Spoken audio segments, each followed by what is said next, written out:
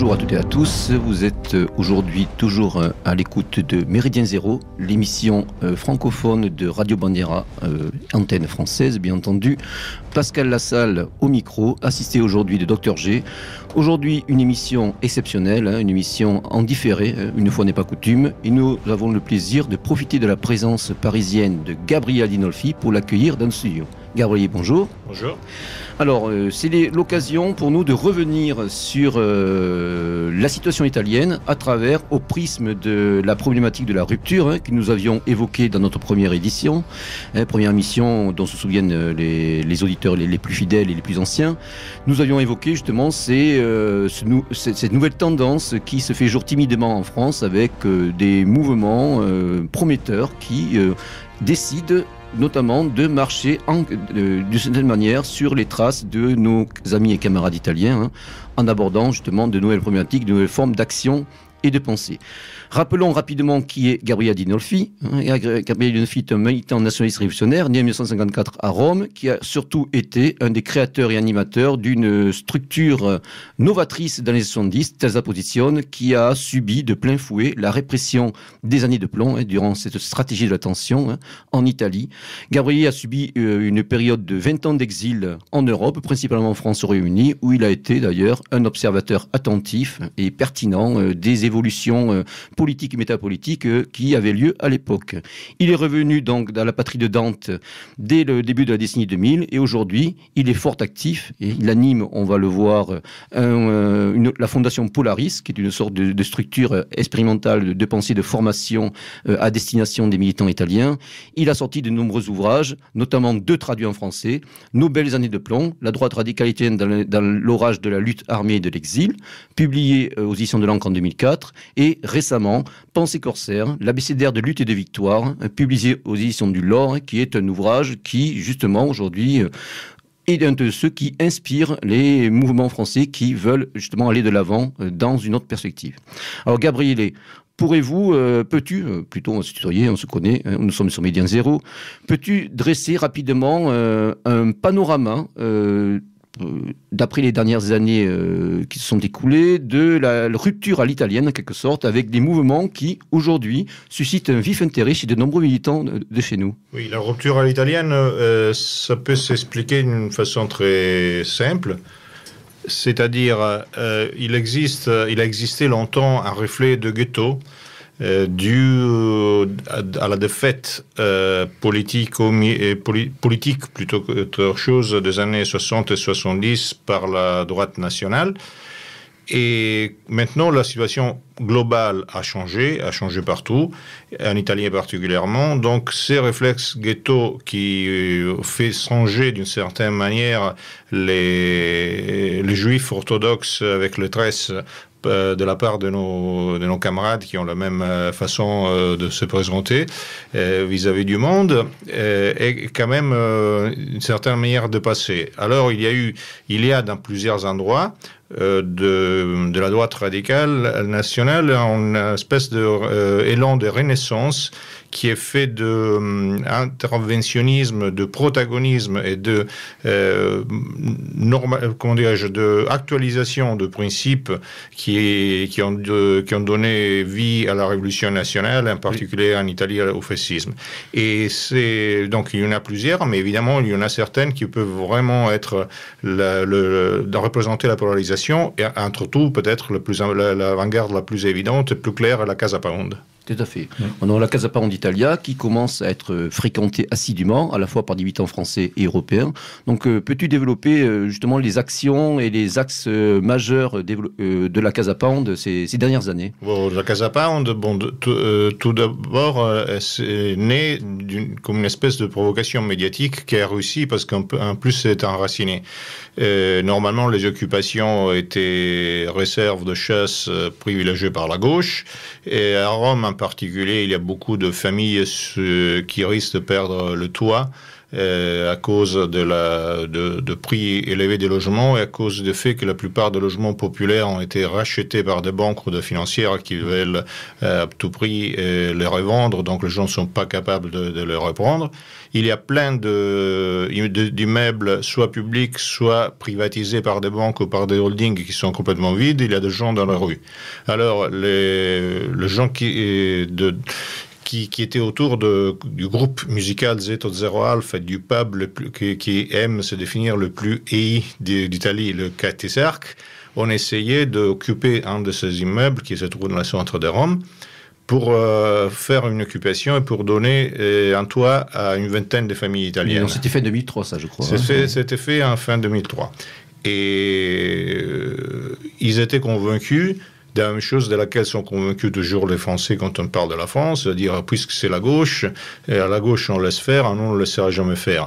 Donc ils étaient convaincus que c'était plutôt une provocation qu'autre chose. Par contre, ils se sont très bien pris, la provocation a réussi, ils sont encore là-dedans, et de là s'en est beaucoup d'autres choses. Et le fait que vous ayez eu un local, une place pour le fait qu'il y ait eu la Casa Pound qui se soit créée, ça a changé quand même énormément la vie militante à Rome. Oui, à Rome et ailleurs. Parce que, en fait, une chose sont les théories, une chose sont les actes. Il n'y a aucune théorie qui marche s'il ne vient pas d'un exemple qui est tangible, qui se soit visible. Alors, la Casa Pound, tout d'abord, a commencé un processus pour élargir les occupations pour les familles italiennes. Bon, ça, à certains moments, ça s'est un petit peu arrêté parce que, disons que les forces militaires, entre guillemets, et judiciaires ont empêché l'élargissement. Mais de l'autre côté, c'est devenu un laboratoire culturel important. Et aussi un endroit, parce qu'en fait, au même titre, au même temps qu'il y avait les occupations de l'immeuble par les familles italiennes, ils ont réussi à créer un projet de loi, qui s'appelle du mutuo sociale, et qui est un projet de loi qui vise à l'hypothèse de pouvoir donner à toutes les familles italiennes le droit de propriété d'un appartement dans des conditions vivables par des systèmes intéressants, intelligents, qui détournent tous les intérêts bancaires, donc ce serait en plus beaucoup moins cher. C'est un projet de loi intéressant qui évidemment touche certains intérêts, donc ce sera difficile à approuver, mais c'est un projet de loi qui a été quand même saisi qui a fasciné beaucoup d'hommes politiques de droite et même de gauche qui l'ont plus ou moins approuvé, même si pour arriver à le réaliser au moins d'un point de vue d'une région, il faut beaucoup d'autres choses et il faut quand même se mettre à dos certaines banques importantes, donc nous sommes encore loin de là. Après, ils ont fait d'autres projets de loi, par exemple pour les mères qui travaillent, etc. Et surtout, il y a tout un ensemble de rayonnements culturels qui va de la musique à l'art, qui va de la culture en soi, qui est sur la façon de faire médiatique. N'oublions pas que Radio Bandiera est né justement là-dedans, mais c'est quelque chose qui ne pas nécessairement, obligatoirement close, fermée à soi-même ou fermée à un certain monde, c'est ouvert dans beaucoup d'autres mondes et en fait ça intéresse de plus en plus beaucoup d'autres interlocuteurs qui n'ont rien à voir avec nous mais qui nous regardent, enfin qui regardent la Casa Pound, ou moi je dirais même qui nous regardent dans son sample avec deux yeux complètement différents qu'il y a quelques années. Alors justement, je me suis laissé dire que plus ou moins récemment, un ancien des Brigades Rouges était venu s'exprimer à la Casa Pound et inaugurant cela ou en perpétuant une logique de débat un peu transversaux sur des aspects divers de l'histoire italienne ou de la société. Peux-tu revenir un peu là-dessus justement? Oui, la Casa Pound a toujours eu une ouverture 360 degrés, c'est-à-dire l'idée de fond c'est anti, ça veut dire contre, anti c'est une bêtise. L'idée de la Casa Pound est pour. Je suis pour quelque chose. Tous ceux qui essaient de me l'empêcher deviennent automatiquement contre. Mais c'est lui qui choisit d'être contre moi. Je ne choisis pas a priori qui est contre moi. Donc, ceci dit, l'ouverture est complète exactement telle qu'était la mentalité de Mussolini à l'époque. Les relations transversales ont toujours existé, mais non par essai de la Casa Pound de trouver un certain une certaine citoyenneté démocrate, comme parfois c'était le cas à l'extrême droite qui avait qui sentait un petit peu un complexe vis-à-vis de l'intelligentsia de gauche. Pas du tout. C'était être tel qu'on connaît, même avec des symboles bien clairs, mais avec le sourire et sans aucun problème d'ouverture vis-à-vis des personnes. Ce qui a permis, par exemple, que l'un des premiers messages de solidarité de la Casa Pound, le premier jour, le jour de l'ouverture, ça vienne, par exemple, d'un ancien militant de gauche, journaliste de gauche, qui a beaucoup étudié le phénomène, qui s'appelle Ugo Maria Tassinari. Le Casa Pound a toujours ouvert les portes à tout le monde, seulement la gauche, il y a toujours eu, même pour ceux qui voulaient s'ouvrir, une panique, parce que s'agissait là de côtoyer le diable selon la logique théologique qui tiennent l'idéologie marxiste d'après Marx en plus. Et tout ça a changé d'un coup à cause du fait que l'un des chefs de Brigade Rouge, ancien chef de Brigade Rouge, Valerio Morucci, a demandé de venir à la Casa Pound, de parler en disant « Je viens d'un ennemi, mais je viens d'un ennemi qui vous respecte et je me sens même coupable d'avoir participé à une espèce de politique... Oui, mais des politiques de propreté ethnique, dans le sens que pour nous, l'élimination de l'adversaire était quelque chose qui n'avait rien à voir avec la politique, c'était quelque chose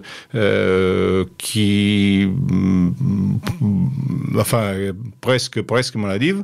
Il a voulu venir à dire cela à la Casa Pound, donc dans la tanière du Loup, devant un ensemble énorme de journalistes, parce que ça a carrément appelé pas mal de journalistes, la plupart de gauche. Il a voulu faire cela après que il y avait eu l'attaque des gauchistes aux gens étudiants du bloc studentesco on va en parler après, pendant le cortège d'étudiants que le bloc studentesco était en train, d'une certaine manière, de gérer. Et la tentative, tout de suite après, par certaines soviets de l'information, d'enverser exactement le rôle de ce qui s'était passé, de parler d'agression fasciste. Il était venu dire de cet endroit-là, mes anciens camarades, mes jeunes camarades, vous n'avez rien compris, l'antifascisme est une connerie. En partant de là, il y a eu de plus en plus de gens de gauche même qui ont voulu se rapporter avec la Casa Pound d'une façon dialectique, et ils n'ont que l'embarras de choix pour les accepter ou les refuser, parce que la demande vient de là, c'est pas l'inverse. Voilà. Les éventuelles réactions d'hostilité à la Casa Pound, comment se sont-elles déroulées, à la fois de la part des autorités ou alors des groupes antifa et gauchistes? Les autorités sont en Italie telles qu'elles sont dans tout autre pays. C'est-à-dire, elles se portent selon les forces qui sont en jeu. Donc, si tu commences à être relativement populaire, chose qui est le cas de la Casa Pound, même de façon transversale, les autorités vont plus doucement. Je veux dire, ils ont moins la tendance à serrer les taux, parce que ils peuvent avoir de mauvaises surprises, dans le sens qu'il peut y avoir de journalistes ou d'hommes politiques, même des endroits les plus improvistes, qui sont capables de dire qu'est-ce que vous faites. À gauche, la chose est différente, parce que à gauche, il y en a certains qui sont vus complètement dépassés, car en fait, c'est un fait réel. Aujourd'hui, la gauche en Italie, elle est pratiquement irréelle. C'est un jeu de mots, mais il n'existe plus. Ils considéraient sûrement ça aussi comme leur chasse gardée, hein, le social de terrain. Voilà, mais une chasse gardée dans laquelle ils font plus rien. Voilà, c'est fondamental. Alors, ils se sont vus dépasser. Ils ont vu aussi la fascination que beaucoup de gens de gauche commençaient à prouver vers la Casa Pound. Donc, ils ont vu là-dedans une banalisation du fascisme. Ils ont commencé à crier « Oulu, Oulu ». Alors, en criant « Oulu, Oulu », ils ont essayé à tout prix de relancer la logique des de l'opposition entre les extrêmes, ce qui est une grande bêtise, que la Casa Pound, deux positions de force, parce que la mesure vraiment de se libérer de ces des imbéciles avec 3 baffes, a toujours refusé parce qu'ils ne sont pas bêtes. Alors, ça n'a pas empêché que certains groupes de gauche ont essayé plusieurs agressions physiques, évidemment, quand le nombre et le matériel pouvaient le permettre, et aussi beaucoup d'attentats, d'incendies, attentats à la bombe, etc. Oui, le Cutty-Sark, notamment, le pub aussi qui est touché. Oui, le Cutty-Sark, mais aussi d'autres, par exemple, le siège de Casa Pound de Bologne, le Cutty-Sark de Foix, d'autres attaques qui ont eu lieu à Naples, qui ont eu lieu à Rome, qui ont eu lieu en Toscane, un peu partout. Et le problème, c'est que à cause de la réponse ferme, mais pas idiote, de la Casa Pound, toujours politique, chaque fois qu'ils ont fait ceci, ils ont perdu du terrain. Et les gens de gauche qui ont commencé à abandonner, si vous voulez, la notion théologique de l'antifascisme et essayer de voir avec d'autres yeux ses adversaires, augmente chaque fois qu'ils font une connerie pareille. La dernière fois, très important, là, il y a un mois, même pas, alors, voyons, le bloc Costuentesco, c'est le groupe juvénile de la Casa Pound. Il est né il y a 2 ans. Rapidement, il est devenu le principal syndicat étudiant d'un lycée de Rome. Quand je dis le principal, c'est le plus voté. Il a pratiquement les 40% de voix à lui seul. Ce qui est considérable. On en rêverait chez nous, même. C'est clair. Et là, ils ont lancé la première, parce que quelqu'un entre eux allait à l'université, ils ont essayé de s'écompter, enfin d'essayer le premier impact aux élections universitaires, ce qui est tout à fait autre chose. Bon, ils ont eu quand même un bon résultat, mais c'est évidemment, ça n'a rien à voir, c'est complètement un autre contexte. Alors, dès qu'ils ont essayé de faire ceci, la gauche ont fait plusieurs attaques physiques qui ont cassé la gauche. Parce qu'il y a eu même de gens de gauche qui sont fait casser physiquement par certains gauchistes parce qu'ils disaient vous êtes des imbéciles et voulaient solidariser avec les gens du bloc en disant que ce n'est pas comme ça qu'il faut faire. Sur la foulée de ces agressions idiotes faites par ces antifas, il y a eu aussi des proclamations de gens, de grands gourous de l'antifascisme, de gens qui ont beaucoup à voir avec la jeunesse, parce que l'âge le plus bas, ça doit être 83 ou 84 ans. Et ces grands maîtres ont signé un appel en disant qu'il faut empêcher au bloc Costuentesco de manifester, ils avaient une manif le 7 mai, et de se présenter aux élections parce que c'est contraire à la Constitution. Résultat, il y a eu, justement, on parlait avant de ce qu'ils font les pouvoirs publics. Les pouvoirs publics, ils vont vers le plus fort, ils croyaient que c'était le plus fort, ils ont interdit la manif du bloc Costuentesco. Immédiatement après, il y a eu 33 députés de droite et 2 députés de gauche qui ont signé un appel en disant que cela ne pouvait pas être fait. Donc la police n'a plus rien compris. Elle a redonné la place, mais en essayant de trouver un point entre les deux, c'est-à-dire vous y êtes, mais vous ne faites pas de cortège. Les gauches ont demandé, les antifas, plutôt que les gauches, ont demandé de faire un contre-manif à laquelle même le groupe de l'association des anciens partisans a refusé de participer. Alors, la manif de bloc, il y avait à peu près entre 2 et 3 000 personnes. À la manif des antifas, il y avait à peine 200. Mais ce n'est pas là la question, c'est aussi qu'il y a eu une autre gauche qui a fait un autre document de soutien vis-à-vis du bloc Costuentesco, qui a été signé par plusieurs personnages, plusieurs journalistes, plusieurs intellectuels, entre autres l'ancien chef de Lotta Continua, Adriano Sofri, et entre autres Lamberto Pace, qui était un des chefs de l'autonomie opéraire, qui ici a écrit longtemps quand il était réfugié politique pour Libération. Donc vous voyez que comme les choses se déroulent en Italie, c'est l'ensemble de bêtises que les antifas sont en train de faire un jour après l'autre. Ils font tous. On voit que nous n'avons pas le monopole de la gauche, de l'extrême gauche la plus bête du monde, quelque part. Hein. Exact. Et surtout, on voit que des efforts intelligents, bien pensés, avec les outils appropriés au contexte du moment, sont porteurs et sont payants quelque part, en tout cas à court terme. Et Gabriele, tu parlais donc un peu du regard de la gauche par rapport à Casa Pound et les structures qui se trouvent autour.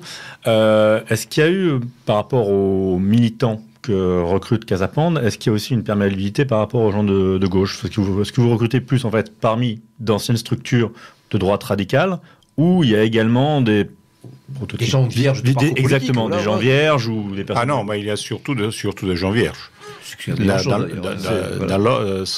Principalement de gens vierges. Et à part ceci, évidemment, il y en a... Oui, beaucoup d'entre eux, viennent de familles dont les parents sont très souvent des anciens radicaux de gauche. Et quand je dis radicaux de gauche, j'entends pas parti radical de gauche, mais j'entends très marqué à gauche traditionnellement, quoi. Voilà. Et sinon, évidemment, il y a aussi des gens qui viennent de la politique, de groupes juvéniles de la politique militante. Et évidemment, ceux qui viennent de la droite nationale sont plus immédiatement fascinés, enfin, sont plus perméable de premier coup que de gens qui viennent de gauche. Mais il y en a aussi un certain nombre de militants qui ont un passé de gauche.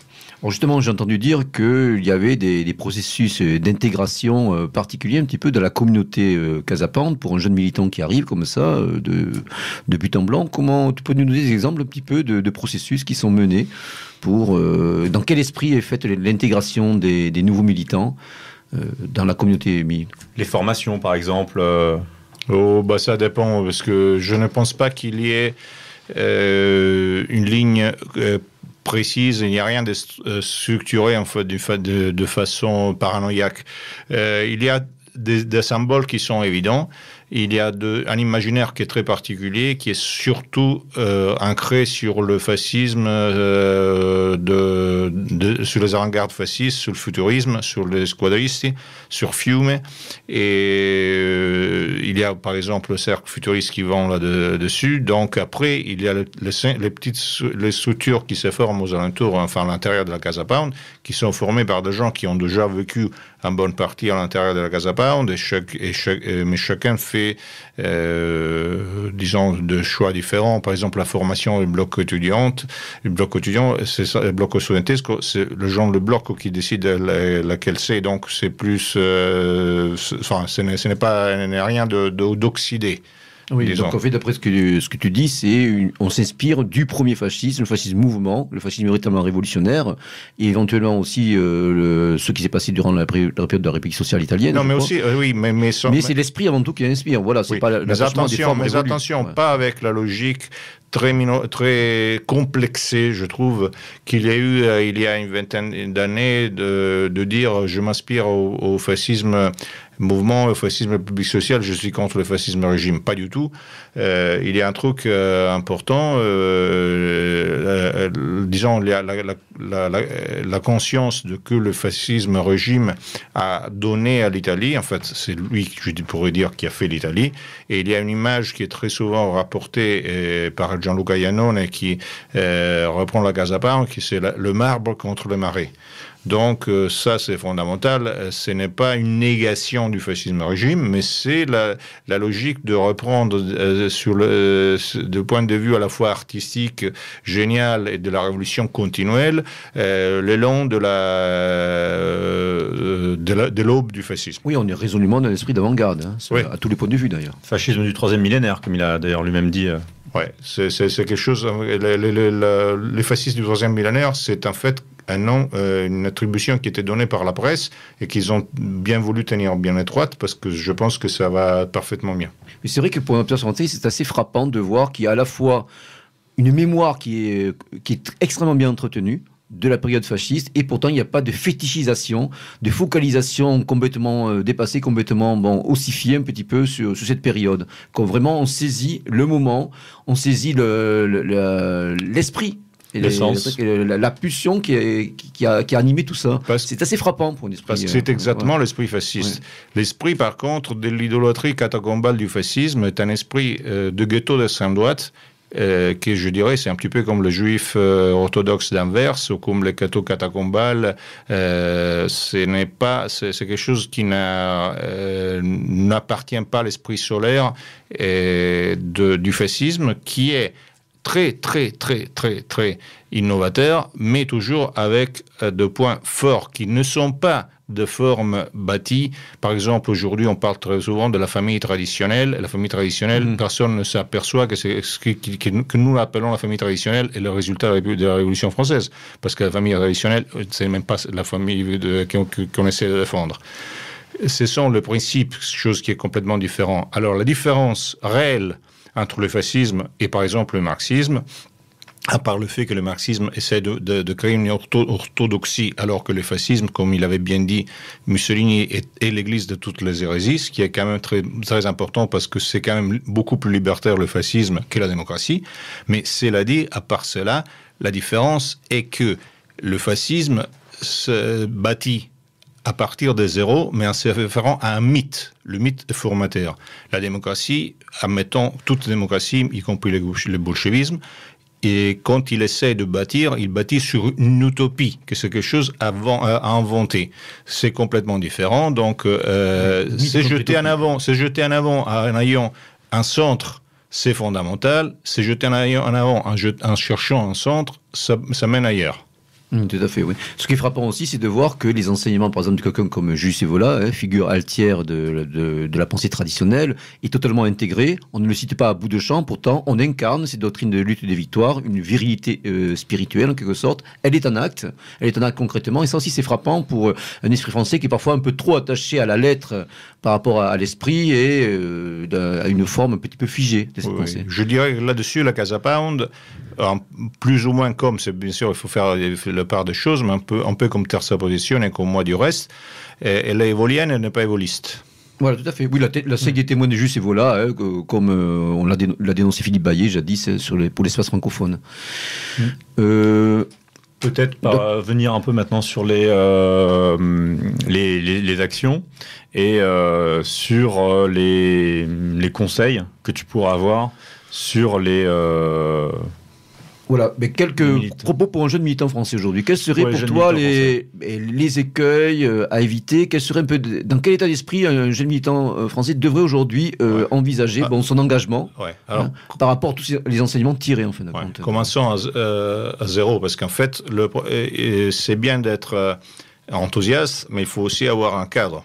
Parce que si je suis enthousiaste dans un cadre, je peux être enthousiaste partout. Franchement, j'étais enthousiaste en prison, c'est pas le problème. Mais si je change cet enthousiasme avec un optimisme dans un cadre sombre, je suis un fou.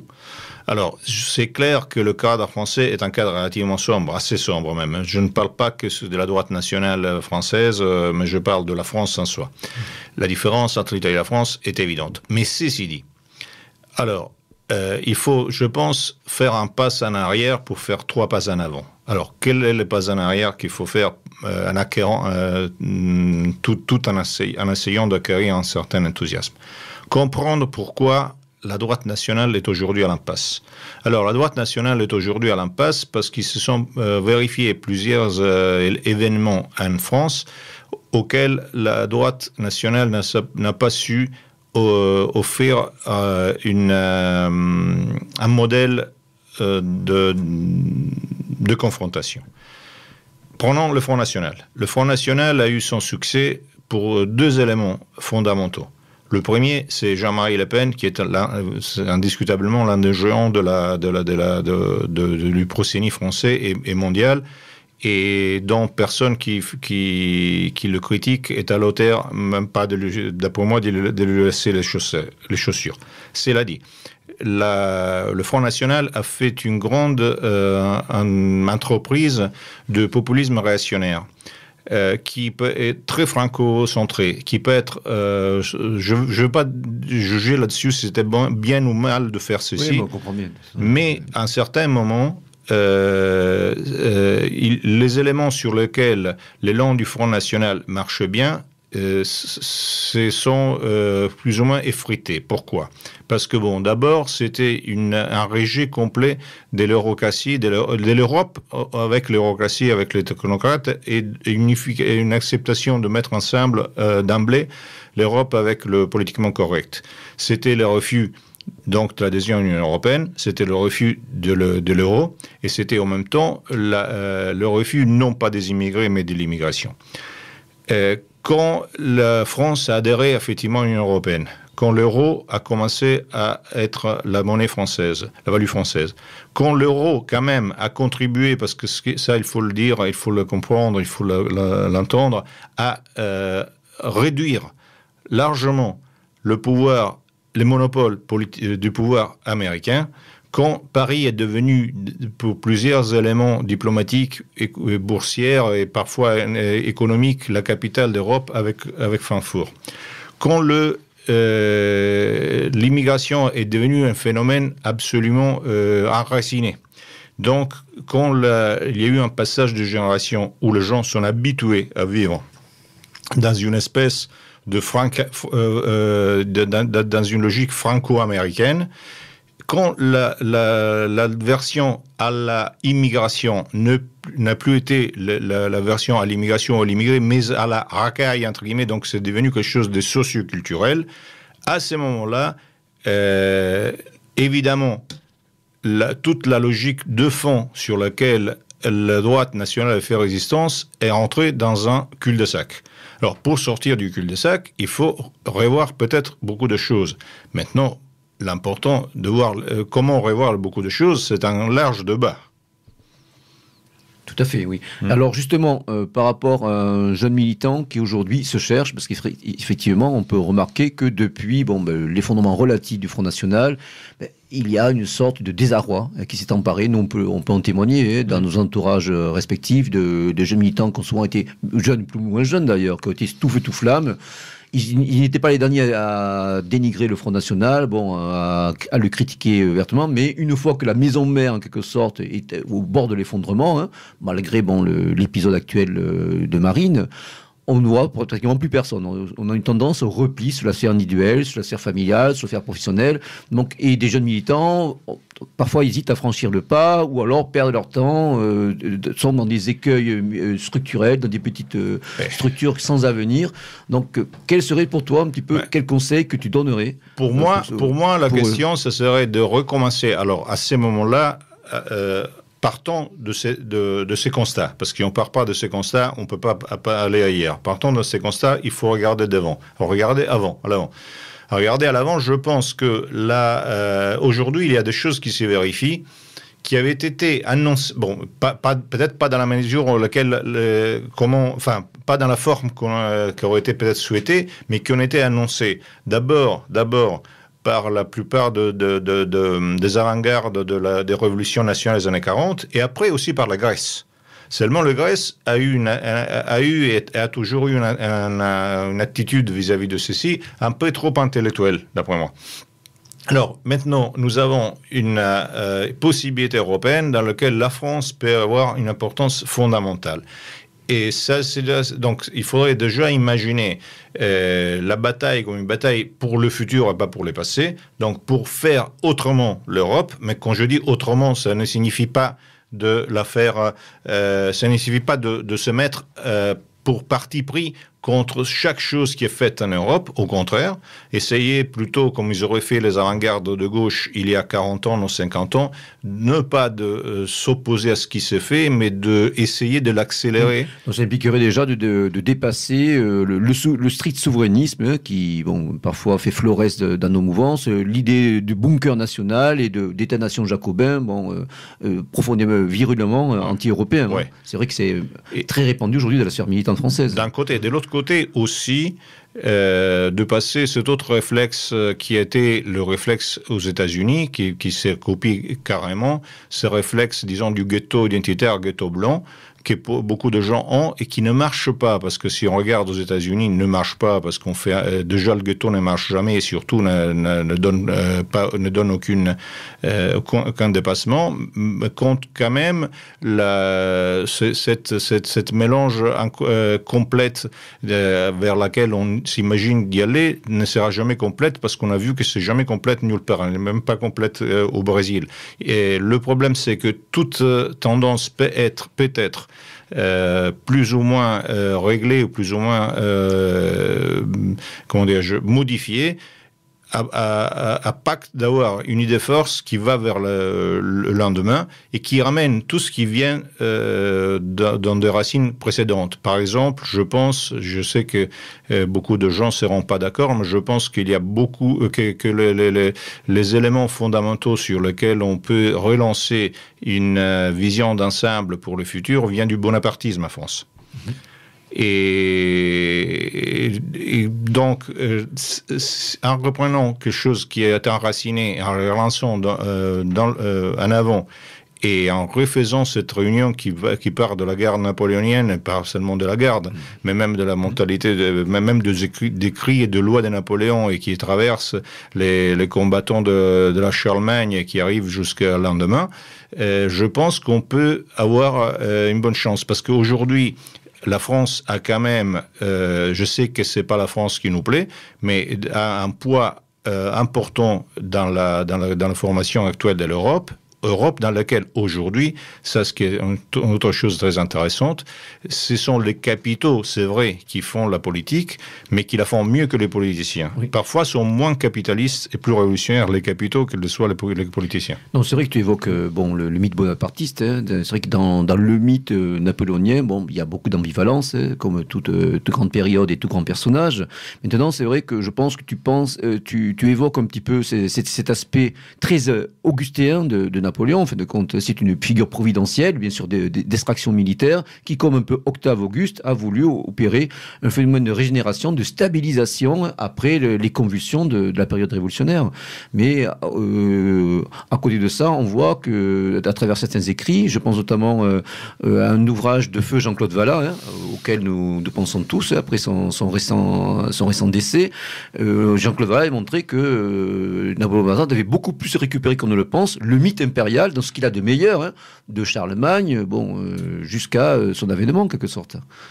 Non, voilà, c'était ça. C'est juste pour que tu développes un peu plus les points que tu trouves intéressants dans le bonapartisme. Je pense que Pascal a dit l'essentiel, mais j'ajouterais encore autre chose. J'ajouterais le fait que, par exemple, le bonapartisme a été, comme le fascisme, un mouvement de mobilisation sociale qui n'a pas été clôturé à niveau d'âge ou à niveau de classe. C'était l'un des rares endroits où on pouvait avoir des généraux à 29-30 ans. Mais aussi, je pense à d'autres éléments. Par exemple, la guerre entre Napoléon et l'usure. Et c'est encore très important, la notion d'aristocratie populaire, qui est l'inverse de la démocratisation de l'aristocratie qui se vérifie par contre par l'ancien régime d'après-moi, par l'ancien régime, par la restauration d'après-moi, qui devient la noblesse des Rothschild. Et c'est aussi le nomos de la terre, l'idée de l'Europe. Je pense qu'il y a beaucoup de choses qui sont très intéressantes. Mais le problème, surtout, c'est de reprendre des racines qui ont continué à exister. Ce n'est pas de reproposer le modèle, parce que malheureusement, il n'y a pas de Napoléon, comme il n'y a pas de Mussolini. Ça me paraît évident. Bien sûr, mais je crois qu'en plus, ce parallèle que tu dresses entre bonapartisme et fascisme, pour chacun de nos pays respectifs, n'est pas innocent. Je pense qu'on peut très bien le comprendre, que tu puisses en tout cas entrevoir dans l'expérience historique bonapartiste et napoléonienne des éléments, des ferments qui pourraient être, en tout cas, réfléchis et remis en perspective pour notre pays et notre continent surtout. Bien sûr. Et de toute façon, je pense que Mussolini l'a ressenti, celle-ci. Donc, c'est déjà important de savoir qu'on n'a rien inventé. Alors, revenons un petit peu sur tes différentes initiatives. Tu es aussi initiateur de la Fondation Polaris, ainsi que d'une agence de presse alternative, NoReporter.org. Peux-tu nous en dire un peu plus NoReporter.org, c'est pratiquement un quotidien en ligne qui prend un grand parti des articles qui sortent dans la presse, qui leur change simplement la photo, les titres, le sous-titre et parfois, et pas toujours, le commentaire, pour démontrer, c'est une espèce de gymnase de communication, mais ce n'est pas une gymnase de communication, c'est pour démontrer que les choses ne sont pas aussi terribles qu'on a l'impression, simplement elles sont présentées d'une façon néfaste. Si on le représente différemment, il y a beaucoup d'éléments qui sont très intéressants et qui peuvent être en début de synergie pour une révolution possible. Quand je parle de révolution, je n'entends pas les barricades. J'entends un changement radical qui peut s'effectuer par des hommes qui soient à la fois autonomes, en quelque partie anarchistes, mais en même temps très, très, très clairs dans leurs idées. Polaris, c'est quelque chose, c'est un centre d'études qui vit depuis quelques années, qui a fait de cahiers thématiques sur des choses qui sur des choses particulières, comme l'immigration, comme la géopolitique de la drogue et du pétrole, comme par exemple la régulation travail syndical, la possibilité de refaire la participation des entreprises à niveau de légal, d'en faire des lois, etc.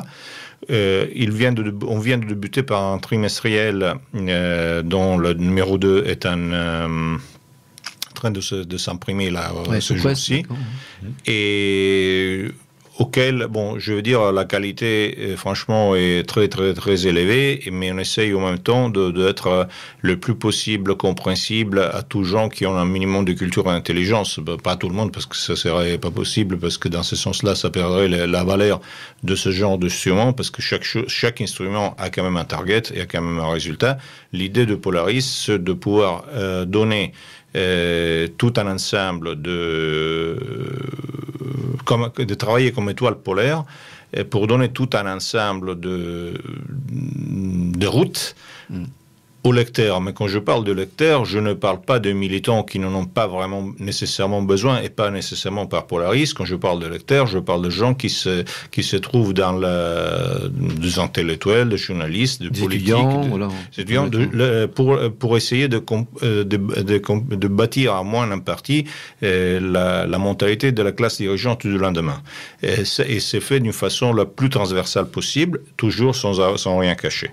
Ça, c'est Polaris. D'accord, donc vous avez des groupes dans différentes provinces du pays, des antennes, un grand nombre de collaborateurs. Oui, mais je n'ai pas encore décidé. Enfin, je ne pense pas qu'on en fera une espèce de.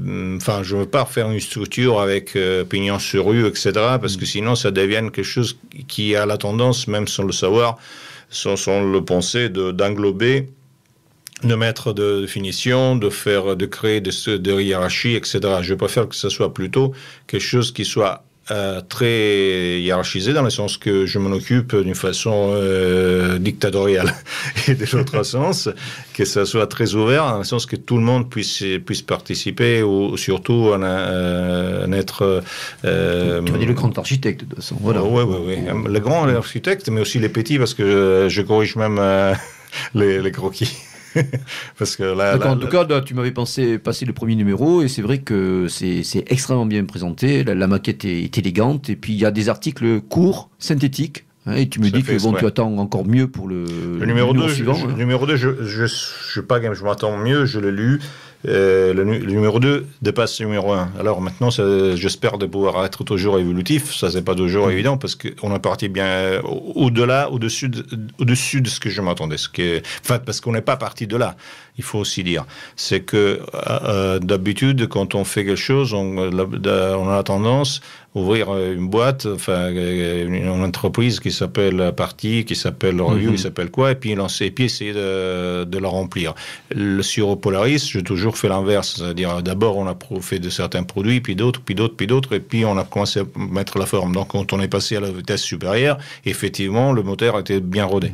À travers Polaris, tu penserais justement à l'exemple d'un Grèce, si je puis dire, italien, qui réussirait, qui éviterait certains écueils, erreurs qui fut celle de son équivalent français? Je ne sais pas, je peux pas dire si la Grèce a réussi ou a fait faillite, c'est difficile à dire. Oui, en apparence, je veux dire, bien sûr, concernant l'état. Maintenant, je pense pas qu'on puisse faire ce genre de comparaison. C'est-à-dire, il y a certainement des éléments en commun. C'est-à-dire, je pense que la Grèce avait aussi le souci, et peut-être était même mieux placé à l'époque que nous, de faire une logique, de suivre une logique de qualification des élites. Donc, dans ce sens-là, c'est peut-être la même tendance. Mais l'idée est une autre. L'idée particulière, c'est d'en faire une espèce d'agence de service Polaris. Polaris est une agence de service. Tout le monde peut s'en servir de cela. Donc, il n'y a pas d'interlocuteur politique privilégié. Peu importe qui, il peut la lire et essayer d'en trouver quelque chose. Donc, c'est une idée pour contribuer à bâtir la mentalité du futur, surtout aujourd'hui que les têtes sont pleines les têtes étaient vides, pleines de slogans. Jusqu'à il y a quelques années, aujourd'hui, les têtes sont peut-être moins vides, sont moins pleines de slogans, mais l'absence de vide, c'est fait par un ensemble de notions autodidactes qui viennent par le net ou par la lecture, etc., qui sont complètement, très souvent contradictoires. Donc, les gens ont un petit peu la tête très souvent qui tourne comme un guêpier. Alors, donner des hypothèses de mettre en forme toutes ces guêpes, je pense que c'est l'idée principale de Polaris. Réussirons-nous jusqu'à quel point, réussirons-nous ou pas, j'en sais rien. Irons-nous jusqu'à quel point, j'en sais rien non plus. L'important, c'est de faire les choses telles qu'il faut le faire. Alors là, on a encore beaucoup de choses à faire, dans le sens que le produit est de qualité, mais la distribution transversale et de haut niveau n'est pas toujours faite, parce que très souvent, les gens n'ont pas compris exactement comment marcher, donc il faut du temps. Mais je pense au niveau des contributeurs, ce sont des gens qui viennent de tous les horizons de la droite radicale italienne, nonobstant leurs anciennes appartenances ou leurs appartenances actuelles. Ouais. Donc tu fédères vraiment les énergies qui ont compris le sens de ton projet. Absolument. Alors, et je veux dire un truc, j'aurais pu faire participer là-dedans au moins 3 ou 4 personnages importants de gauche.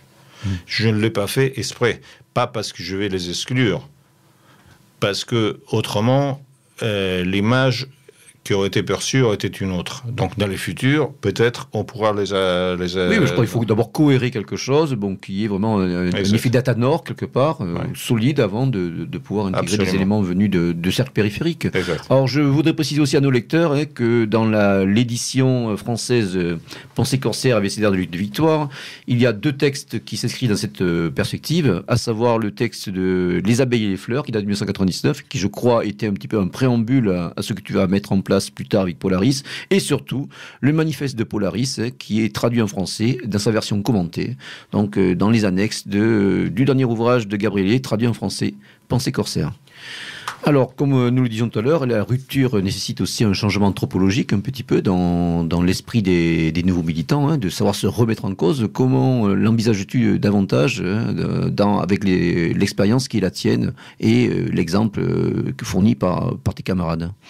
Tout à l'heure, je parlais de la nécessité de s'orienter à nouveau, donc de recréer une orientation et de la faire, si l'on veut, comme ils faisaient les anciens, parce que chaque fondation est faite par des gestes qui ne peuvent pas être improvisés. Donc, et surtout de récupérer ce qui vient de trop lointain et qui peut aller dans le devenir. Mais ceci dit, c'est quelque chose toujours à faire. L'important, c'est aussi le réflexe dans lequel on se forme. Je pense que les ghettos d'extrême droite, j'ai fait plusieurs fois l'exemple, l'analogie, c'est comme une crabe qui met une carapace forte et qui a une chair très très faible.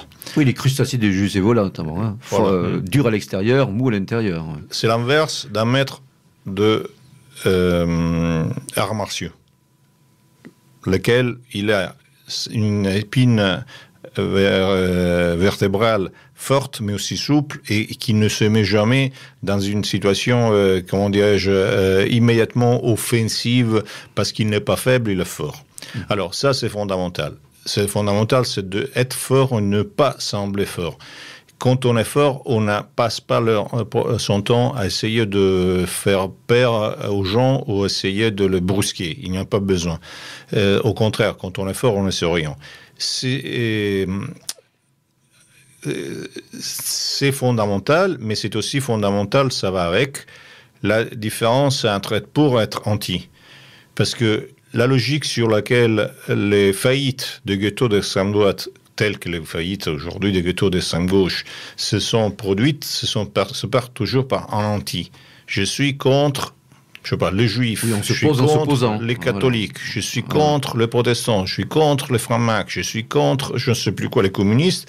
Chaque fois, on identifie un mal qui est la cause de tout ceci. On prend les banques, peu importe quoi. On identifie les mal. On trouve des raisonnements qui expliquent d'une façon cohérente, jamais suffisante, mais cohérente quand même, pourquoi c'est ci plutôt que c'est là, plutôt que c'est là, plutôt que c'est là, plutôt que c'est là, c'est le mal.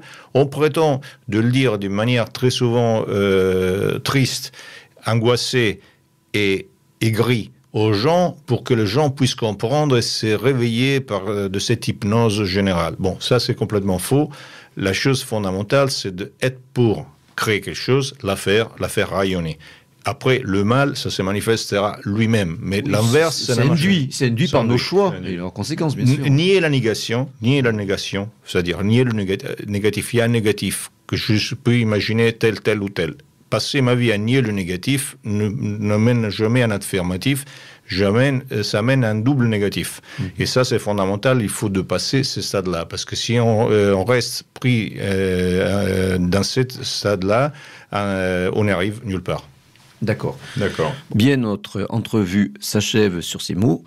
Nous remercions Gabriele pour sa présence aujourd'hui, ainsi que l'assistance du docteur G. Nous allons maintenant poursuivre le fil régulier de l'émission avec les chroniques culturelles de moi-même, en fait, donc Monsieur PGL, avec aujourd'hui au programme 2 livres et un DVD.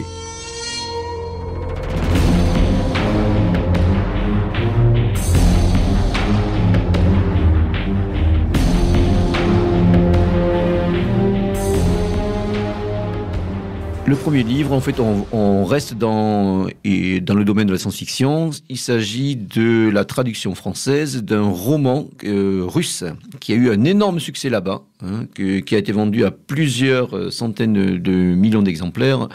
Un roman intitulé Métro 2033, qui a été écrit par un certain Dimitri Gluchovsky. Gluchovsky, en fait, ça s'écrit Gluchovsky, et d'ailleurs, l'éditeur La Talente l'a orthographié en anglais, ce qui est un peu regrettable, mais bon, peu importe. Alors, dans ce roman, il était question de ce qu'on appelle une dystopie, un sous-genre de la science-fiction, c'est-à-dire une utopie négative, au cours de laquelle, selon le postulat de l'ouvrage, le monde a connu une guerre nucléaire, et en particulier la Russie. Moscou a été détruite, et les survivants se terrent dans les stations du tentaculaire métro de Moscou. Et en fin de compte, là se recrée une sorte de microcosme, de nouveau monde, où chaque station, en fin de compte, incarne une tribu particulière, que ce soit une tribu sociologique ou idéologique. On trouve par exemple plusieurs stations qui sont squattées par des néo-communistes, d'autres par les néo-nazis de service, en quelque sorte, bon, qui ne sont pas totalement caricaturés dans l'ouvrage, ainsi que des ressortissants de sectes plus ou moins bizarroïdes. Et tout ce petit monde survit en plus ou moins bonne intelligence ou dans des situations de conflit. Et le livre met en scène un jeune homme, Artyom, qui va devoir justement trouver sa place dans cet univers impitoyable au cours d'une sorte de périple initiatique dans tout un ensemble de situations qui vont l'amener à se découvrir d'abord lui-même et à nous faire explorer cet univers assez singulier.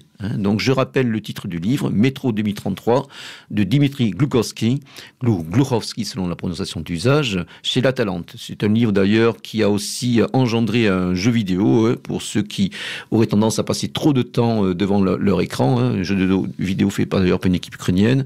Et la séquelle d'ailleurs est sortie en Russie, s'appelle Métro 2034, mais bon, la traduction n'est pas à l'ordre du jour.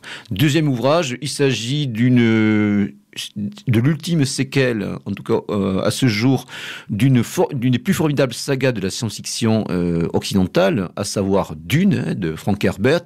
Donc cette saga a été reprise il y a déjà plusieurs années par son fils, Brian, et l'écrivain Kevin J. Anderson. Donc le dernier titre en date s'appelle Le Souffle de Dune.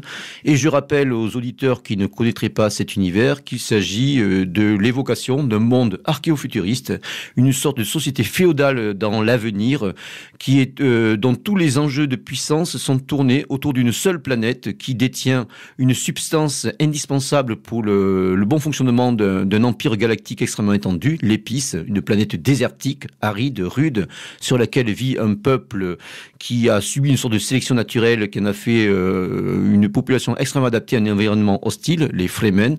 Donc c'est un univers vraiment extrêmement riche qui développe tout un ensemble de thématiques autour du pouvoir, de la manipulation autour des religions, de la perspective aussi de créer une humanité nouvelle, d'essence surhumaine quelque part. Je crois que Nietzsche a été un inspirateur de Herbert, en plus d'une écologie bien pensée. C'est un univers aussi qui renvoie à plein de références concernant des grandes périodes et des grandes civilisations de l'histoire humaine.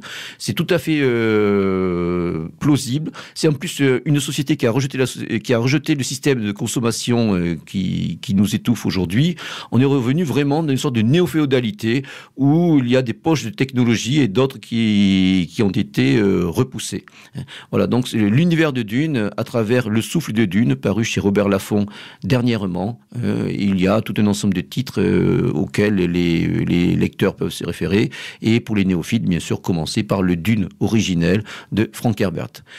Pour le DVD du jour, il s'agit, on reste en Italie en quelque sorte, il s'agit de l'adaptation de l'œuvre d'un écrivain italien assez hors norme, qui d'ailleurs a milité une certaine période dans les rangs du fascisme, dans sa variante révolutionnaire et activiste. Il s'agit de Curzio Malaparte, le nom italien est de plume de Kurt Zuckert, un italo-allemand de Toscane, et Malaparte, connu notamment pour sa technique du coup d'État, avait aussi écrit un livre assez sombre, assez désespérant, qui évoque l'état de l'Italie à la libération entre guillemets, on va dire, du pays en 1944, et notamment la Campanie, la ville de Naples. Le livre s'intitulait Lapo.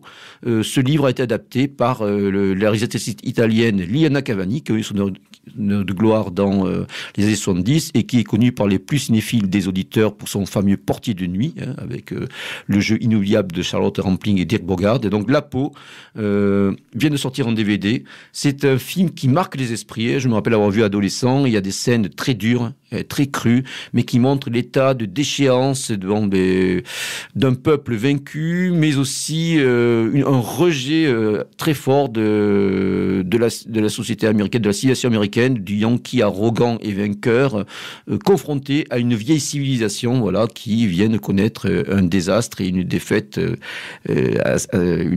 qui marque l'histoire de ce pays. Donc La Peau de Liana Cavani en DVD, avec dans les rôles principaux Marcello Mastroianni, qui joue d'ailleurs le rôle de l'auteur, et Burt Lancaster. Ainsi s'achève notre émission exceptionnellement diffusée en différé qui a accueilli Gabriel Dinolfi dans notre studio. Nous rappelons à nos auditeurs qu'ils peuvent consulter le blog de l'émission sur méridien0oeffort.com et s'exprimer en écrivant sur zmeridien@yahoo.com pour faire part de leurs réactions, de leurs remarques, de leurs enthousiasmes ou de leurs indignations éventuelles. J'en profite pour saluer tous les amis, tous les camarades, tous les autonomes de France et de Navarre. À bientôt.